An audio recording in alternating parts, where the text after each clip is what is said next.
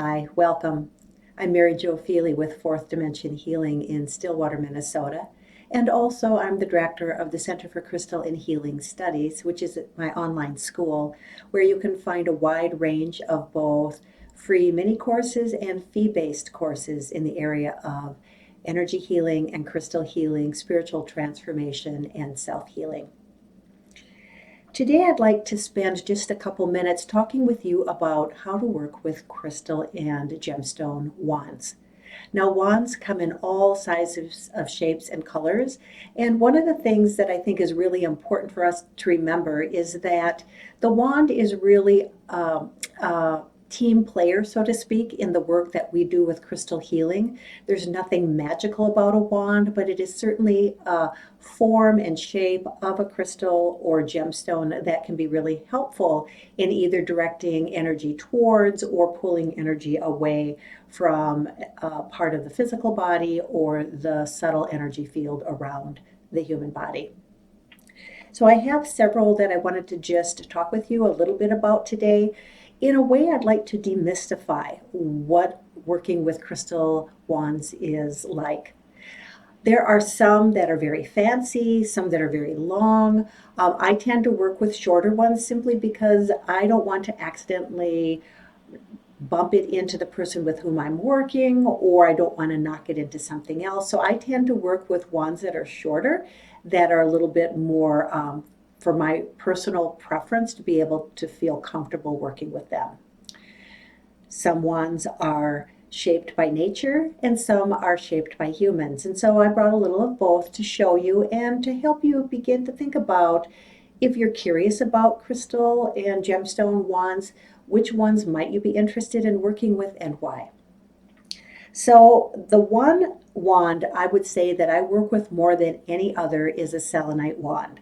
Now here's an example of a selenite wand, and sometimes they're referred to sticks or selenite logs. There are some pieces of selenite that you can get to be quite long, and again, that for me personally is just a little bit too unwieldy. So I tend to work with wands at about this size. One of the things that I like to do when I'm working with the wand is choose in my mind which end am I going to identify as the termination end, the point through which the energy will flow, and which is going to be the end that is where the energy will be leaving the wand from. So for me, when I work with this particular selenite wand, this is the point that is the directional termination. And this part either I'll hold it in my hand, or it may be, if I'm working on or around the body, I might actually turn it so that this is the end through which that stagnant blocked energy moves and is released. So when I work with a wand, the first thing you want to know is which hand are you most comfortable holding the wand in. I'm right hand dominant. I like to hold it in my right hand most of the time, although there are times when I will change.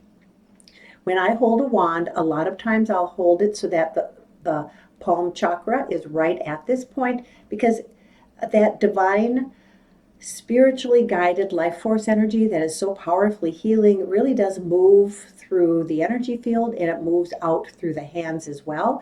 And so oftentimes I will intentionally link it up so that the energy that is moving, that I'm channeling through me, is then being extended through the wand.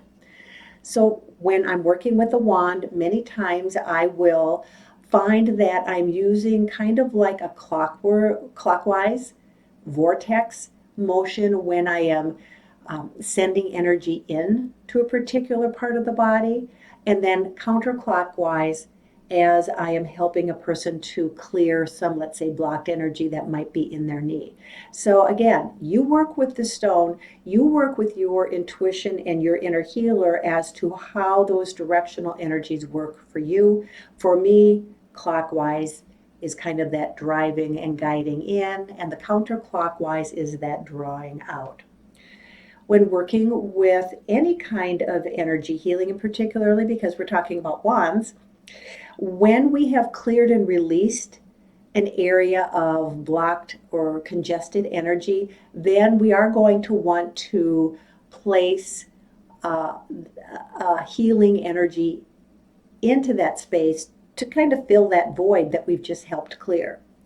You may choose to use the same wand. You may choose to use another wand. It could be that you're going to work with some other gemstones or perhaps even a different healing modality to fill that space with that higher vibrational, higher healing light. So just be aware of that.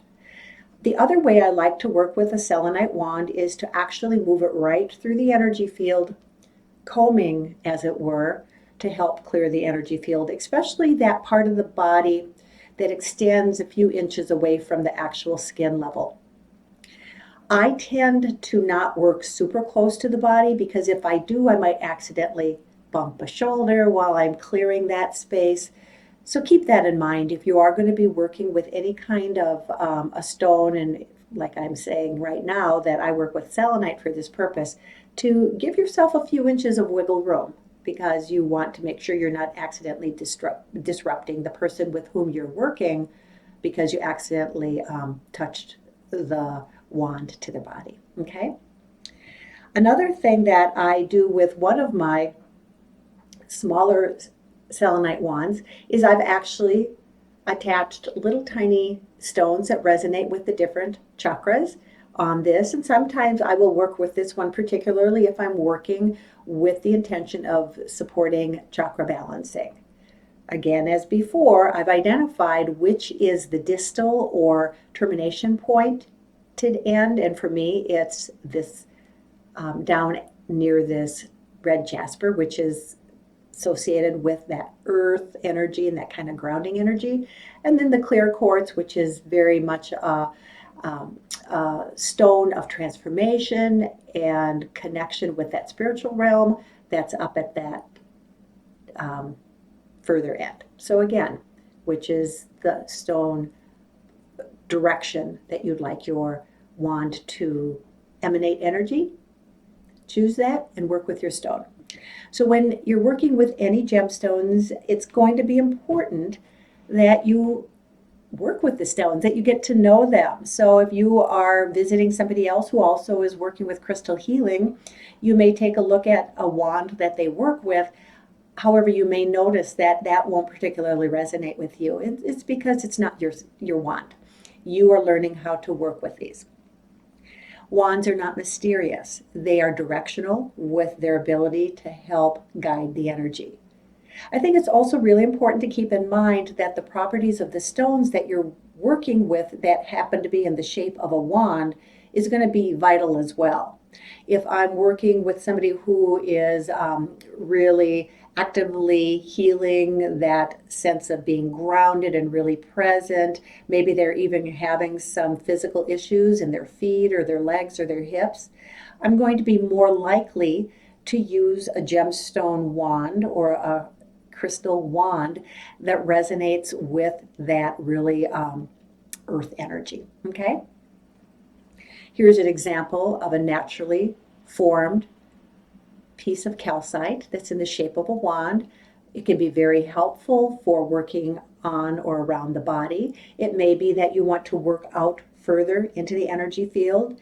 And of course, if you've seen any of my videos talking about how to work with crystal grids, there is a role of the wand within the process of creating crystal healing grids that is very supportive for activating that grid, for connecting the various stones that are part of the grid that you've created.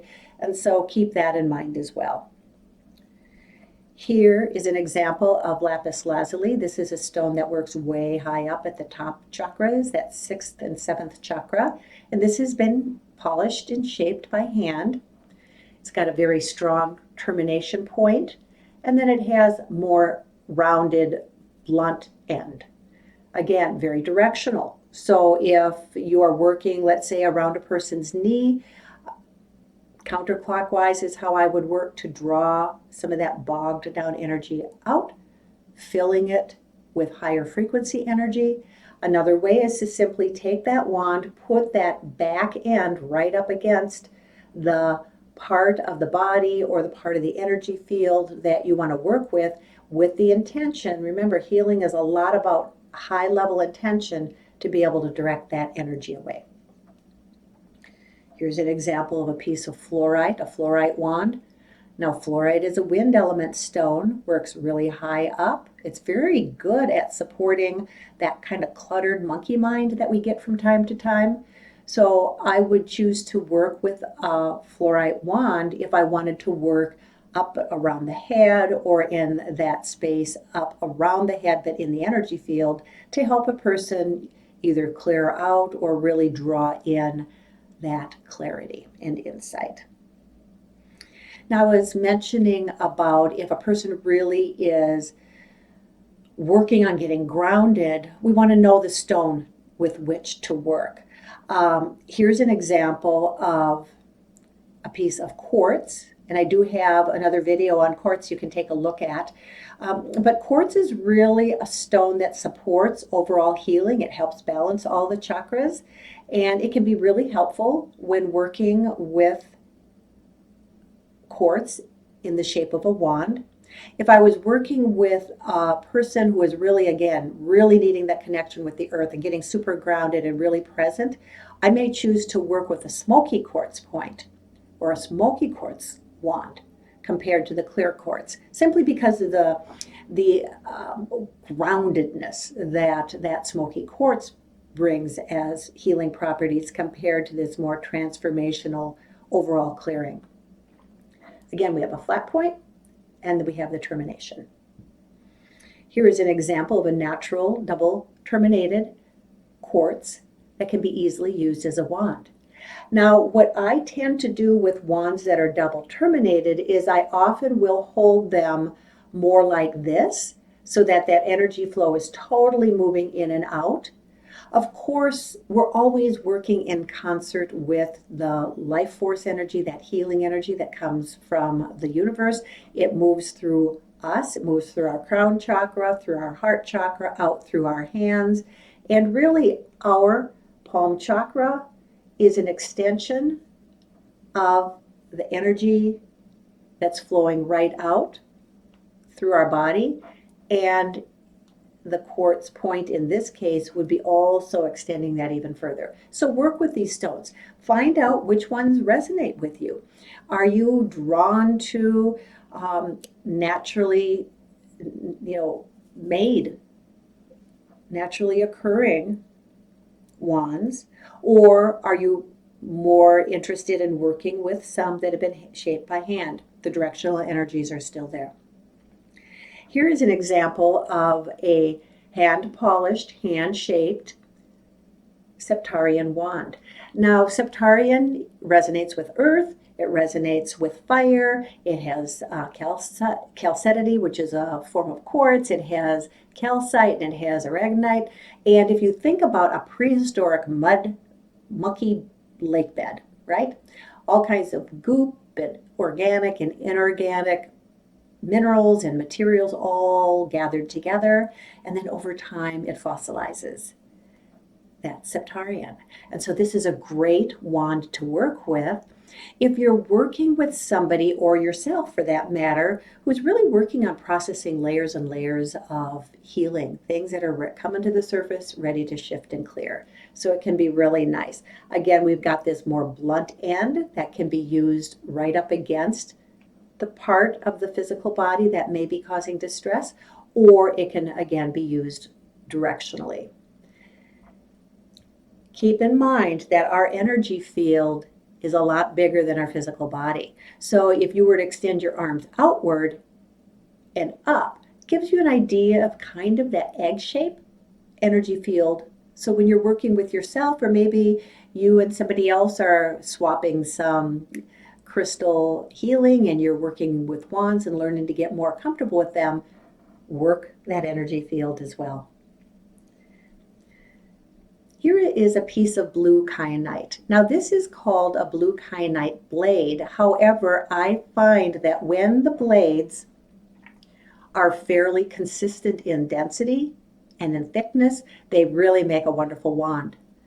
Blue kyanite is a storm element stone. So if you're working with somebody who's really in this transformational place, or maybe you are yourself working with this kind of a stone as a wand, either on or around your body, or even with perhaps creating a crystal grid and working with this particular wand to be the activation wand that connects all those stones together in your grid and connects and gets all that energy flowing either upward and out or down and in. This is a great stone to work with. The final stone that I brought is not technically a wand, but I want to tell you that I use it very much like a wand.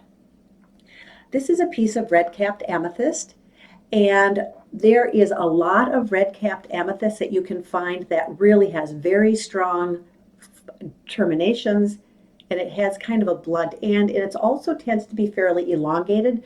So while, again, not technically a wand, I do work with this particular stone a lot as if it were a wand. I place it in my hand, and I move it however it is that I'm being guided.